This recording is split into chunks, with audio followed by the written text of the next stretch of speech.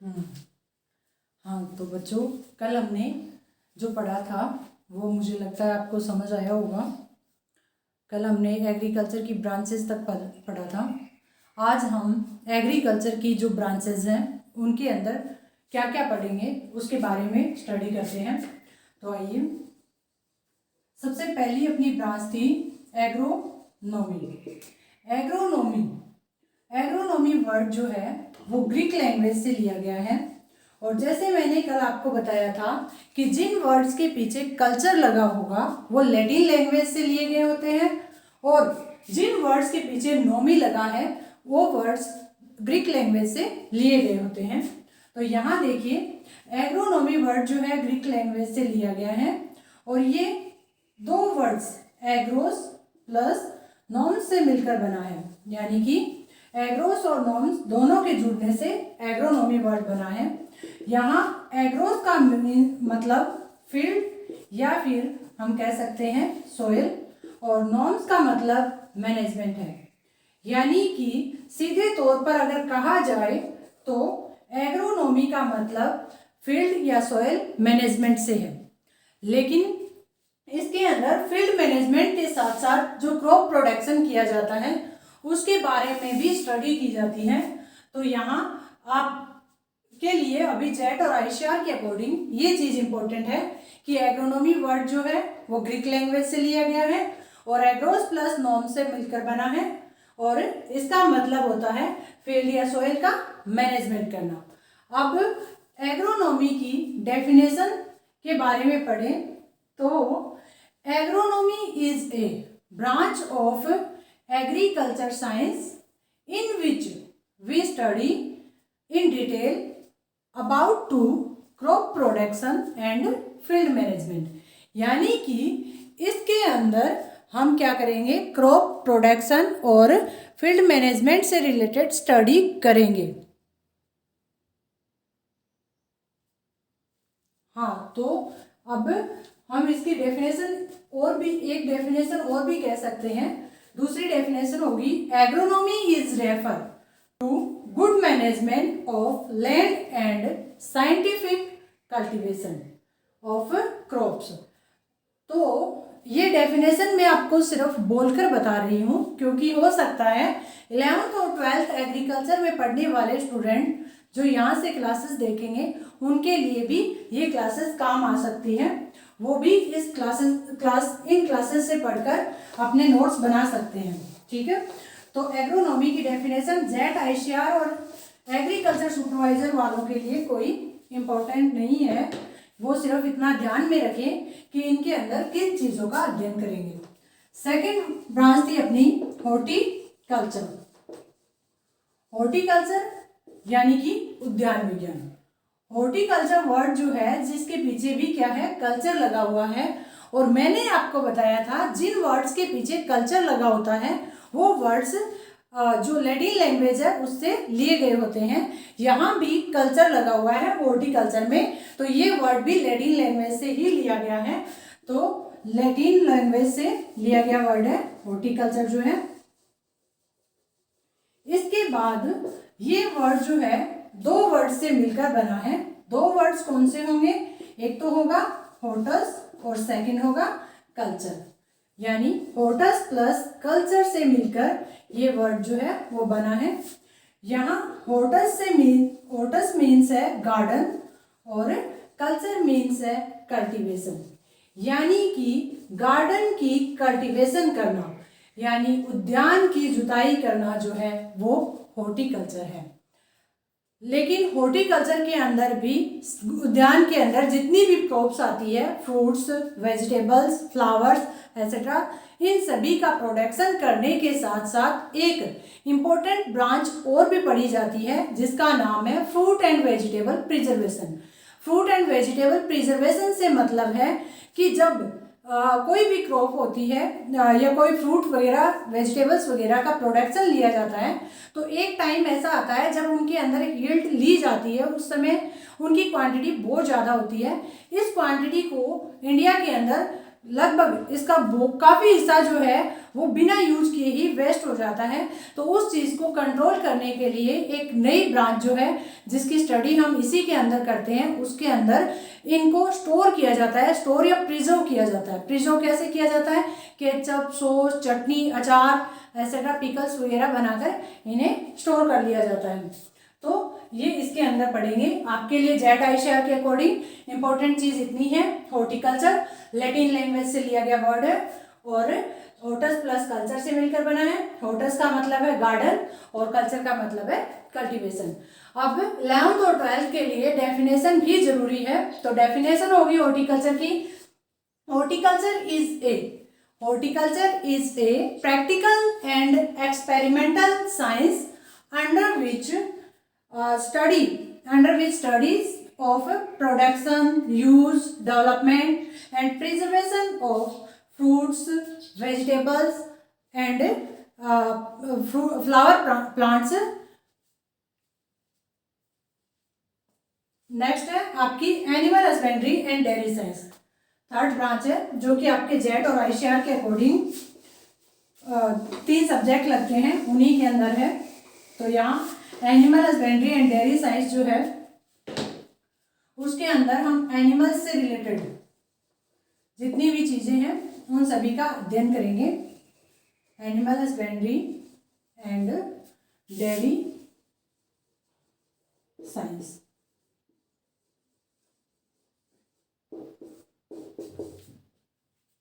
देखिए बेटे, ये वर्ड जो है इसे सिर्फ एक वर्ड तो है नहीं जो इसे ड्राइव कैसे किया गया है, ये चीज़ें बताई जाएगी। यहाँ पर एक पूरी ब्रांच है animal husbandry and dairy science, यानी पशुपालन व दुग्ध विज्ञान। पशुपालन व दुग्ध विज्ञान के अंतर्गत सीधी डेफिनेशन पढ़ते हैं अपन। तो animal husbandry and dairy science is a branch of agriculture science under which detailed study related to animal breeds, animal disease जो होती है उनके अंदर, जैसे कि सिम्टम क्या होंगे, उनके पैथोजन क्या होंगे और उनका ट्रीटमेंट कैसे किया जा सकता है और इसके अलावा उनका प्रिवेंशन कैसे किया जा सकता है, यानी कि होने से पहले ही उन्हें रोक देना क्या होता है, उनकी प्रिवेंशन होती है। एनिमल ब्रीड्स, एनिमल मैनेजमेंट में फूड, डिजीज एंड उनके रहने के लिए हाउसिंग मैनेजमेंट और reproduction etcetera, and milk production for aiming minimum returns are called animal husbandry and dairy science. ये होगी आपकी एनिमल हस्बेंड्री की डेफिनेशन जो आप नोट्स में लिख सकते हैं। क्या होगी?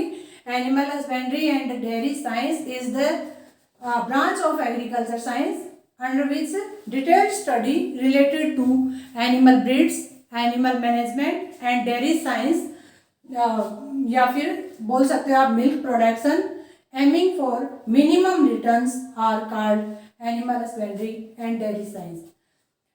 अभी हम इसी ब्रांच को डिटेल में पढ़ेंगे, यानी कि आपका सब्जेक्ट जो है वो फर्स्ट सब्जेक्ट हम पढ़ रहे हैं animal husbandry and dairy science. बेटे हम इसे 3 हिस्सों के अंदर डिवाइड कर लेते हैं, 3 पार्ट्स में। हमारे लिए पढ़ना जो है वो इजी हो जाएगा। कैसे? क्योंकि ये एक पूरी ब्रांच है जिसके अंदर बहुत सारी चीज़ों के बारे में, जैसे मैंने कहा कि animal breeds, animal management and milk production से रिलेटेड स्टडी करेंगे। तो इन तीनों को हम अलग अलग डिवाइड कर लेते हैं। तो इसके अंदर फर्स्ट हो जाएगी लिवस्टॉक मैनेजमेंट। क्या होगी? लिवस्टॉक मैनेजमेंट। सेकंड हो जाएगी आपकी वेटरनरी साइंस, लिवस्टॉक मैनेजमेंट। सेकंड हो जाएगी आपकी वेटरनरी साइंस, सेकंड हो जाएगी आपकी वेटरनरी साइंस।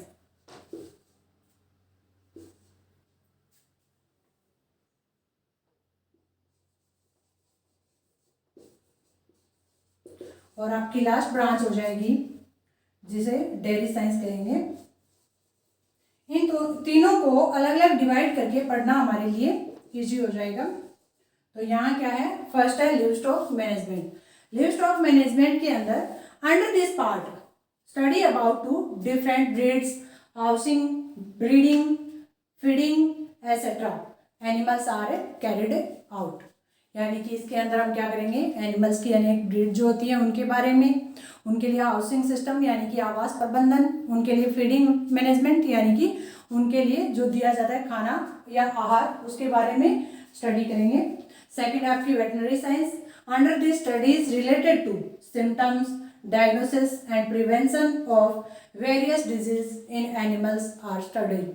यानी कि इसके अंतर्गत हम क्या करेंगे, पशुओं के अंदर लगने वाली अनेक बीमारियां, उनके लक्षण, उनकी रोकथाम, उनका उपचार एसेट्रा के बारे में हम स्टडी करेंगे। नेक्स्ट आपकी डेयरी साइंस, डेयरी साइंस के अंदर under this various products milk, curd, ghee, butter, paneer, cheese etcetera obtained from animals and studied related to increase milk production under this. इस ब्रांच के अंदर हम इन चीज़ों के बारे में अध्ययन करेंगे। तो स्टार्ट करते हैं हम इन तीनों की डेफिनेशन के बाद में हमारा टॉपिक स्टार्ट होता है सबसे पहले लिवस्टॉक मैनेजमेंट।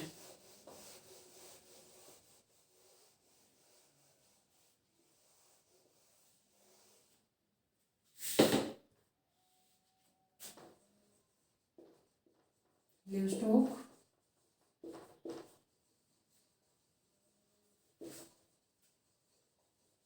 मैनेजमेंट। देखिए बेटे, लिवस्टॉक मैनेजमेंट पे हम किन किन चीज़ों का अध्ययन करेंगे, ये चीज़ तो हम जान ही चुके हैं, एनिमल ब्रीड्स का और एनिमल के हाउसिंग मैनेजमेंट एसेट्रा के बारे में अध्ययन करेंगे।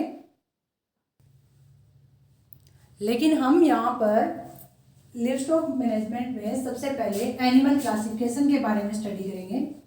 एनिमल क्लासिफिकेशन,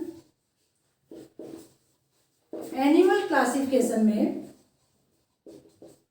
जैसे कि सभी जितने भी एनिमल्स हैं या फिर लिविंग थिंग्स है उनका सभी का क्लासिफिकेशन किया गया है।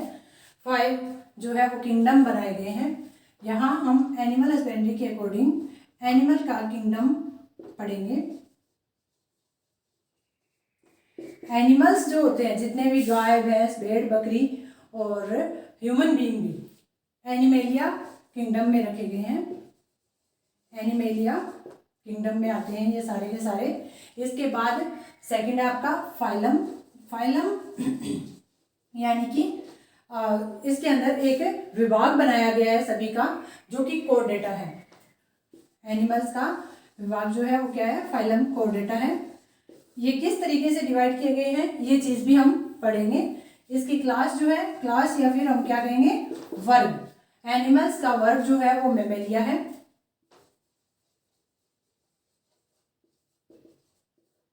मेमेलिया एंड गण या फिर जिसे कहते हैं ऑर्डर। ऑर्डर जो है वो आर्डियोडेक्टाइला है। ऑर्डर आर्डियोडेक्टाइला, ARTIDAC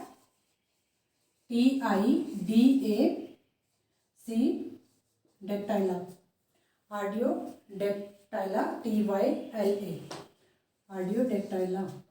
ऑर्डर जो है वो क्या है, आर्डियोडेक्टाइला। एंड इसके बाद फैमिली वगैरह आते हैं जो कि सभी एनिमल्स के अंदर अलग अलग होती है, फैमिली, स्पीसीज और जीनस। यहाँ तक देखिए फाइलम जो है, सबसे पहले किंगडम की बात करते हैं। तो सारे के सारे जो है इन्हें किंगडम एनिमेलिया में रखा गया है। इसके बाद इसका आता है फाइलम। फाइलम होता है कॉर्डेटा। कॉर्डेटा और नॉन कॉर्डेटा, 2 प्रकार के एनिमल्स होते हैं जिसके अंदर एनिमल्स को कॉर्डेटा में रखा गया है। जिन एनिमल्स में रीढ़ वाली हड्डी जो होती है, ये जो रीढ़ की हड्डी होती है ये अवेलेबल होती है या पाई जाती है, उन्हें कॉर्डेटा फाइलम के अंदर रखा गया है। और हमारे जितने भी गाय, भैंस, भेड़, बकरी हैं इन सभी के अंदर रीढ़ की हड्डी पाई जाती है, इसलिए इनका फाइलम क्या हो गया, कॉर्डेटा हो गया। नेक्स्ट है इनकी क्लास। क्लास जो है वो मेमेलिया है। मेमेलिया वो एनिमल्स होते हैं जो अपने बच्चों को जन्म देने के बाद पालते हैं या दूध पिलाते हैं, या फिर सीधे बच्चों को जन्म देते हैं। यानी कि जैसे पक्षी क्या करते हैं, अंडों को जन्म देते हैं और उन अंडों से पक्षियों को सेते हैं, पक्षी जो है वो अंडों को सेते हैं और उसके बाद चूजा बनता है, लेकिन यहाँ पर क्या है, डायरेक्ट गाय भैंस भेड़ बकरी जो होती है ये एक बछड़े पाड़ा या पाड़ी कह सकते हैं या फिर मेमने इनको जन्म देते हैं। ऑर्डर जो है वो आर्डियोडेक्टाइला है। और इसके बाद बात करते हैं फैमिली की। तो जितने भी एनिमल हैं जैसे गाय भैंस भेड़ बकरी जिनको हम यहाँ पर पढ़ेंगे उन सभी एनिमल्स को बोविडी के अंदर रखा गया है, BOVIDAE बोविडी। इनकी सभी की फैमिली जो होगी वो क्या होगी, बोविडी होगी। यहाँ तक एनिमल्स क्लासिफिकेशन जो है, चाहे आप काऊ के लिए पढ़ रहे हो, बफेलो, गोट, शिप, सभी का सेम रहेगा। किंगडम जो होगा वो एनिमेलिया होगा, फाइलम जो है वो कॉर्डेटा होगा सभी का, क्लास जो है वो मेमेलिया होगी और ऑर्डर जो है आर्टियोडेक्टाइला होगा और फैमिली जो है वो बोविडी होगी। इसके बाद आता है बेटे जीनस और स्पीसीज, जो कि हर एक एनिमल के अंदर अलग अलग होगा, चाहे आप काऊ पढ़ रहे हो, बफेलो पढ़ रहे हो या फिर गोट पढ़ रहे हो। और इनका बोटनिकल नेम जो है वो क्रॉप्स के होते हैं, जो भी आप प्लांट्स पढ़ते हैं उनके होते हैं, और जूलॉजिकल नेम जो है वो एनिमल्स के होते हैं। तो यहाँ देखिए सबसे पहले हम बात करते हैं काऊ की। तो काऊ के अंदर जीनस जो है वो क्या होगा, बोस होगा, और स्पीसीज जाति जो है इसकी दो होती है, एक तो क्या होती है इंडियन और एक क्या होती है अमेरिकन, जैसे विदेशी कह सकते हैं, जैसे एक्सोटिक ब्रीड्स जो होती है। तो देखिए बेटे, इंडियन गाय आपने देखी है, आपके घर में देसी गाय जैसे राठी वगैरह या फिर हरियाणवी काकरेज वगैरह जो भी हैं ये गाय होंगी, ये क्या है देसी गाय होती है। और एक्सोटिक भी आपने देखी है, अमेरिकन काऊ, HF होल्स्टीन, बड़ी सी काले रंग की गाय होती है जिसके बीच में बॉडी के ऊपर या तो सफेद धब्बे होंगे, ब्लैक कलर की होगी तो, और अगर व्हाइट कलर की होगी तो उसकी बॉडी के ऊपर ब्लैक कलर के धब्बे होंगे। तो यहाँ पर देखिए जीनस जो है वो क्या है, बोस है, लेकिन स्पीसीज जो है वो अलग अलग है। एक तो होती है टार्टस और एक है इंडिकस। अब आपको पता कैसे चलेगा कि कौन सी ब्रीड जो है वो इंडियन है और कौन सी जो है एक्सोटिक है। तो यहाँ देखिए गाय के अंदर ये टार्टस जो है, इंडिकस से याद रखिए, इंडिकस इंडिया से बना है, तो ये क्या है अपनी देसी गाय है, और टार्टस जो है वो एक्सोटिक गाय है, ठीक है। और इन दोनों नामों को मिलाकर आपकी क्या बन जाएगी, एक जूलॉजिकल नेम बन जाएगा। ये मैं इरेज कर दे रही हूँ। तो यहाँ देखिए इनका जूलॉजिकल नेम जो है वो क्या होगा, या फिर साइंटिफिक नेम कह सकते हैं। साइंटिफिक नेम इंडियन काऊ का अगर पूछा जाए तो क्या होगा, बोस इंडिकस, और एक्सोटिक काऊ का पूछा जाए तो क्या होगा, बोस टार्टस।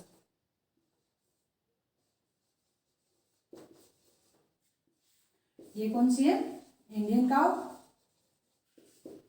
और ये जो है वो है एक्सोटिक काऊ। ये हो गया काऊ का क्लासिफिकेशन। तो सबसे पहले क्या आया, किंगडम। किंगडम कौन सा है, एनिमेलिया। उसके बाद फाइलम, फाइलम कौन सा है, कोर्डेटा। और फाइलम के बाद आपका आता है क्लास, क्लास कौन सी है, मेमेलिया। इसके बाद आपका आता है ऑर्डर, ऑर्डर कौन सा है, आर्डियोडेक्टाइला। इसके बाद आती है फैमिली, फैमिली कौन सी है, सभी एनिमल्स की बोविडी फैमिली है। और इसके बाद आपका जीनस, जीनस जो है वो काऊ का कौन सा हो गया, बोस हो गया। स्पीसीज जो है वो कौन सी है, टार्टस और इंडिकस दो है।